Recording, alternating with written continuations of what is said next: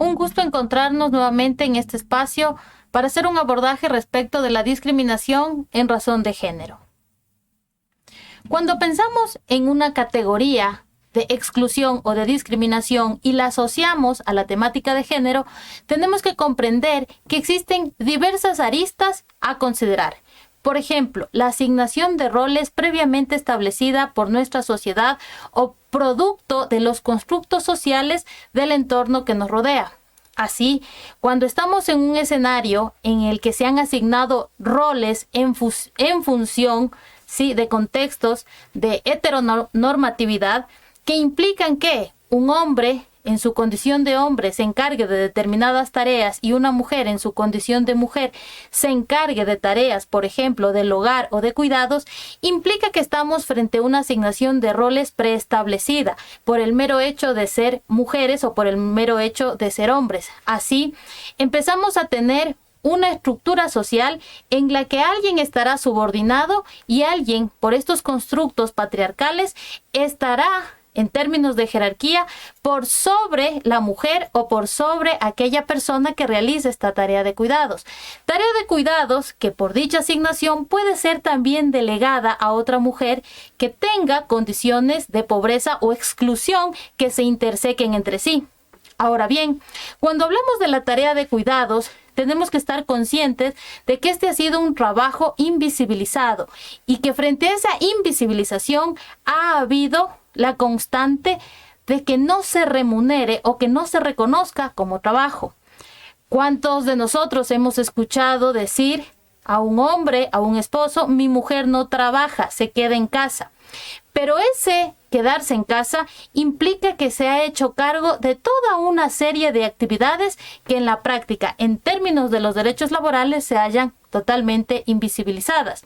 Pero ¿qué pasa cuando una mujer sale al mundo de lo laboral, se despoja un poco de las tareas de cuidados? Evidentemente, esas tareas de cuidados no son delegadas o no es común que sean delegadas a un hombre, sino que serán delegadas a otra mujer que se encuentra en esfera de exclusión.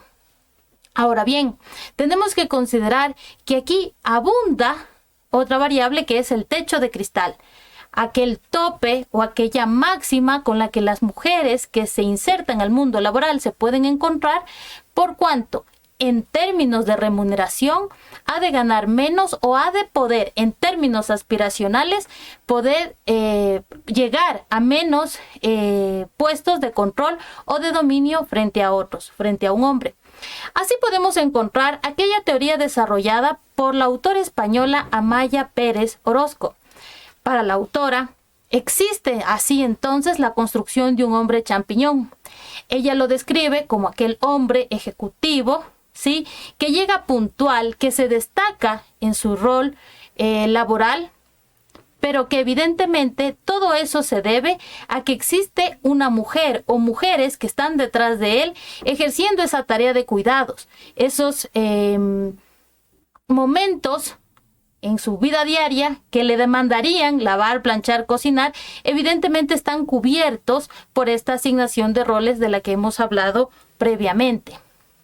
Así, por ejemplo, es significativo visibilizar este gráfico que se proyecta ahora en su pantalla, porque así podemos ver que la punta del iceberg se concentra en que de repente solo vemos el trabajo de lo público, solo vemos los resultados de lo productivo, vemos una economía que está flotando, pero debajo de esta tenemos toda esta tarea de cuidados, estos trabajos en casa que son invisibles o que son no remunerados, pero que en significativo significan la sostenibilidad de la vida.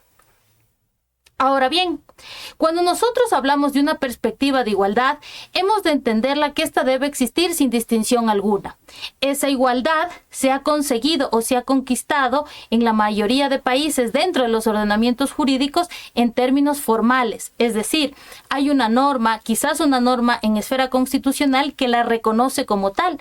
Pero tenemos que estar conscientes que la igualdad formal no equivale a una igualdad sustancial o material. Es decir, el que se hagan tangibles, palpables esos derechos para las mujeres implica un reto más allá, un desafío que nos implica no solo pensar en una norma, porque ya la tenemos en la mayoría de casos, sino en políticas públicas, en políticas efectivas que nos permitan hacer tangible dicha realidad. Ahora bien, aquí emerge el concepto de lo social, porque cuando tenemos derechos tuitivos, es decir, derechos que tienen que ser protegidos, tutelados por parte del Estado, tenemos que estar conscientes a quiénes van dirigidas esas tutelas. Y evidentemente tienen que ser para quienes estamos en una posición más débil o desvalida frente a otros que tienen posición de dominio o de poder. Cuando hablamos de perspectiva de género en el derecho, tenemos que darnos cuenta que cuando se interseca o se encuentra con el mundo del derecho y de los contratos, esto puede tener luces y sombras. ¿A qué nos referimos con luces y sombras? Que evidentemente la perspectiva de género va a trastocar o va a tener que hacer cambios y modificaciones respecto de todo aquello que hemos venido entendiendo como contratos y obligaciones. ¿Por qué? Porque esta perspectiva ha de ampliar derechos y ha de considerar qué implica para una mujer estar en una prestación de servicios, en una relación laboral, en lo que refiere a la tarea de cuidados. Ahora bien, aquí tenemos que considerar que hay una confrontación clara entre ese principio de libertad en la que yo puedo poner una cláusula que sea ley para las partes, ¿sí?, que en términos contractuales será de obligatorio cumplimiento, frente a aquel principio de igualdad que ha de determinar que tenemos que tener condiciones a efectos de que los derechos de las mujeres que están a cargo de estas tareas se cristalicen. Se vuelve demandante entonces el reconocimiento de necesidades, de saberes y conocimientos que han sido minusvalorados. ¿Por qué? Porque seguimos creyendo en este contexto que la tarea de cuidados per se es una asignación que le corresponde a la mamá o a las mujeres del hogar. Y dejamos de considerar todavía que es algo que como seres corresponsables de nuestros cuidados debemos atender. Espero encontrarlos en una próxima ocasión. Muchas gracias.